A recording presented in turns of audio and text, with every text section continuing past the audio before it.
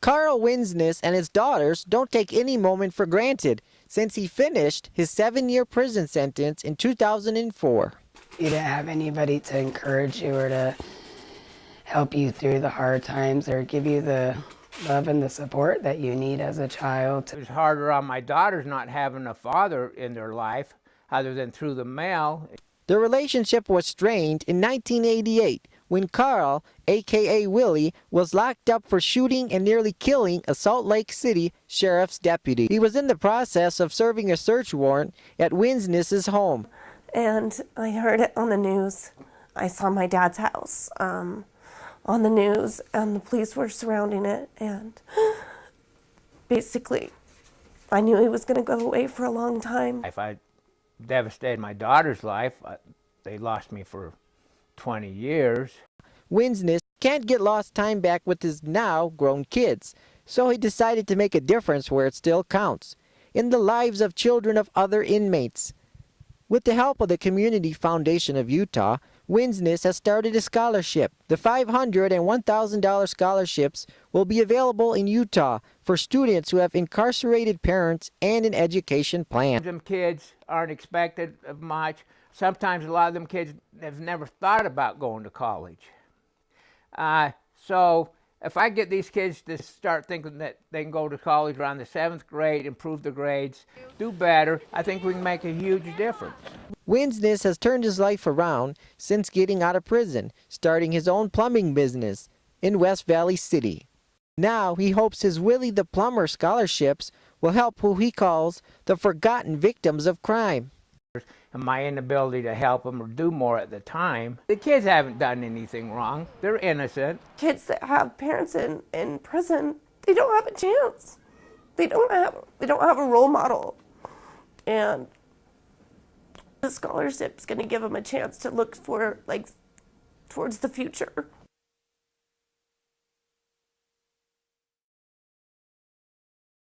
When Alyssa Smith heard snow was in the forecast for the next 4 days, she summed up her thoughts. Dang, that's way good news. After last night's snowfall, it seems every skier is, well, skiing. I'm excited to hit it out there. I'm very excited about the snow. I'm just excited to see snow. It's about time. With schools out and the white stuff coming down fast, ski slopes are seeing more business than ever. Last night, Alta got 8 inches. Brighton got 10. Need some new snow. It's been a while. Brighton has seen their busiest day since Thanksgiving. Should be good runs. Brighton spokesperson Kyle Dellinger said that no school plus all of this snow makes for some very crowded slopes. Austin Turner is taking advantage. Going up to Brighton to spend the weekend. Christmas break's coming up, so I should be up here a lot. It's going to be crowded, though. Brighton is also giving $20 lift tickets this Wednesday to people who bring one grocery bag to give to the Utah Food Bank. Oh yeah, I'm stoked. An early Christmas gift for skiers, one that isn't going away anytime soon. Every third Sunday of November, Germans mark the National Day of Mourning, which is similar to America's Memorial Day. Through song and huddled under umbrellas, Utah, German Americans, and others came to Fort Douglas Cemetery to honor the 21 prisoners of war buried here. They are the graves of prisoners from World Wars I and II. By remembering those soldiers and remembering what they went through, their sacrifices, etc., it just helps us to put a better perspective on our lives and those that we come in contact with. A German Air Force captain and the liaison officer at Hill Air Force Base says events like this should serve as important reminders. The Second World War was started by Germany, by Nazi Germany, and even this point, this single point, has to be remembered, that there will be no war again and no such a war and genocide. We are hoping that we and our future generations will not forget what happened in the past. The past may be too ugly to want to remember, but those who survived it want nothing more than to prevent history from repeating itself.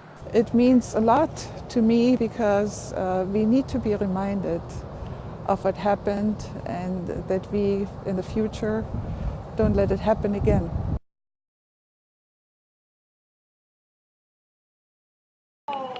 Donned in their best Santa hat, Mrs. Claus dress, or crazy Harry Potter Christmas hat, walkers, runners, and cheerleaders got in the spirit at Trolley Square this morning. It wasn't just across the finish line at a record time. I beat my mom and dad and my brother and sister. The real bragging rights goes to those who are being supported today.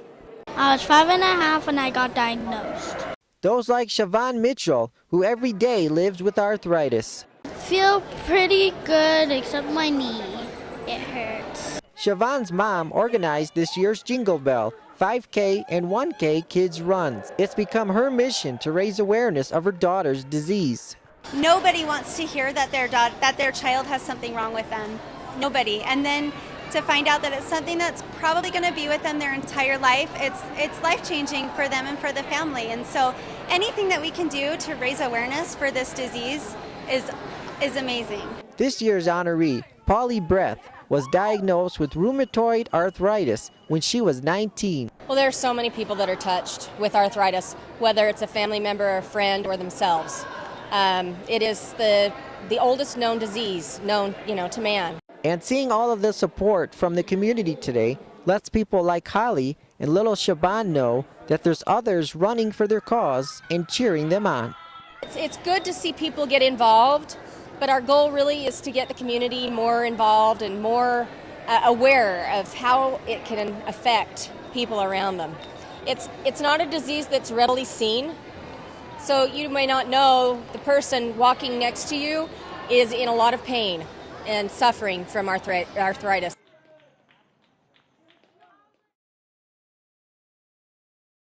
There are areas usually off limits to most of us, but this weekend, the National History Museum of Utah invited the public to see what the scientists get to see every day. But it's really great to have people be able to visit behind the scenes here, because any museum, whether it's our museum or another museum, only less than 1% of the specimens we have are on display. Randall Ernest's job is to dig up dinosaur fossils and study them. He's excited to show people all that makes Utah an extraordinary place for natural history. We have the best fossil record anywhere in North America in terms of, for a state, and you can find fossils that are 1 billion years old and fossils that are 10,000 years old and everything in between. For everything in between, just take a look at what was dug up 5 years ago in southern Utah. What we have here is the original fossil skull of Cosmoceratops. This is the real thing, all original fossil bone, 75 million years old. And you can see, except for a couple parts of its horn, it's a nearly complete skull. It got a lot of press when we announced it as the horniest dinosaur ever because of all the spikes and